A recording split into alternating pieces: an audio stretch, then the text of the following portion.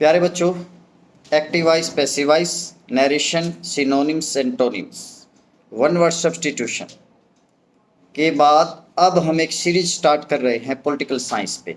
खासकर जो लेवल रहेगा वो हरियाणा CET तक का लेवल रहेगा। भारतीय संविधान से कम 3 या 4 क्वेश्चन आ सकते हैं।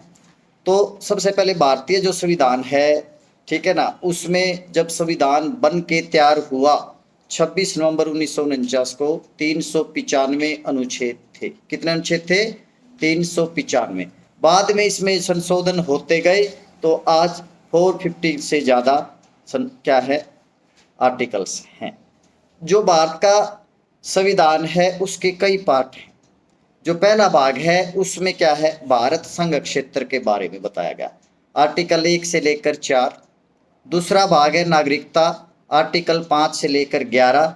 तीसरा भाग है फंडामेंटल राइट्स, आर्टिकल 12 से लेकर आर्टिकल 35। चौथा भाग है DPSP, directive principle to state policies, जो आर्टिकल 36 से लेकर 51 है। और जो पांचवा भाग, देखो संविधान निर्माता, खासकर जो भीमराव अंबेडकर, जिसे संविधान का पिता कहा जाता है, निर्माता कहा जाता है, उन्होंने पहले क्या बताया भारत के बारे में? भारत में कितने राज्य होंगे?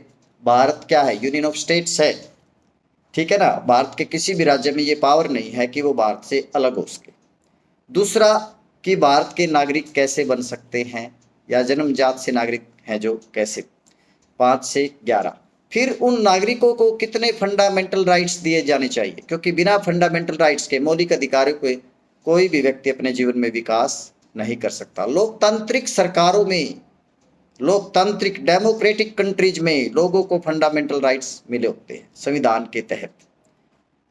चौथा जो भाग है DPSP। DPSP क्या है? जब भारत आजाद हुआ तो उस समय परिस्थितियां ऐसी नहीं थी कि सभी लोगों को काम दिया जाए, सुविधाएं दिया जाए। तो आने वाली सरकारों के लिए संविधान निर्माताओं ने कुछ दिशा निर्देश निर्धारित कर दिए, जो उनको जैसे जैसे उनके पास संसाधन होते जाएंगे सरकारों के पास, जैसे बुढ़ापा पेंशन, विधवा पेंशन, आई क्या समझ में, अपंगता पेंशन, और लोगों के लिए कल्याणकारी काम, ठीक है ना, लोगों के लिए जो कल्याणकारी काम सरकारें करेंगी वो DPSP में रखे गए हैं। और DPSP आपने कहाँ से लिया है? आयरलैंड से। DPSP के बाद, ठीक है ना, आर्टिकल 52 से लेकर आर्टिकल 151 तक, 52 से लेकर आर्टिकल 151 तक भारत सरकार, केंद्र सरकार, संसदीय सरकार के बारे, पूरे भारत की सरकार के बारे में बात की गई है। उसमें राष्ट्रपति हो गए, उपराष्ट्रपति हो गए, प्रधानमंत्री हो गए, उसके मंत्री हो गए, संसद कैसे काम करती है, सर्वोच्च न्यायालय क्या है, कैग क्या है, आए क्या समझ में, अटॉर्नी जनरल क्या है, इन पे क्या, जो भारत सरकार से रिलेटेड जितने भी अधिकारी हैं उसका जो वर्णन है संविधान के भाग 5 में किया गया। आगे जाके फिर राज्य सरकारों का है, राज्यपाल, विधानसभा, कुछ राज्यों में विधान परिषदें भी हैं, ठीक है ना। आगे जाके फिर केंद्र और राज्यों के बीच कैसे संबंध होने चाहिए, केंद्र और राज्यों के बीच संबंध, वित्तीय संबंध, प्रशासनिक संबंध, राजनीतिक संबंध, आई क्या समझ में, ठीक है ना। फिर क्या है, संकटकालीन शक्तियां हैं, आर्टिकल 352 क्या है, 356 क्या, 360 क्या है, भाषा, आई क्या समझ में, संविधान में संशोधन की विधि क्या होगी। इस तरह से पूरे संविधान का लेखा जोखा क्या है 395 अनुच्छेदों में किया गया है।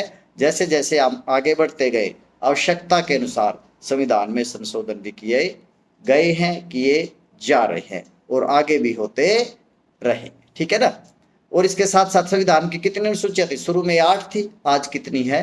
12 है। तो इन सभी विषयों पे हम, ठीक है ना, डेली 10 या 12 क्वेश्चन लेके आते रहेंगे, उनका आपको डिटेल मिलता रहेगा।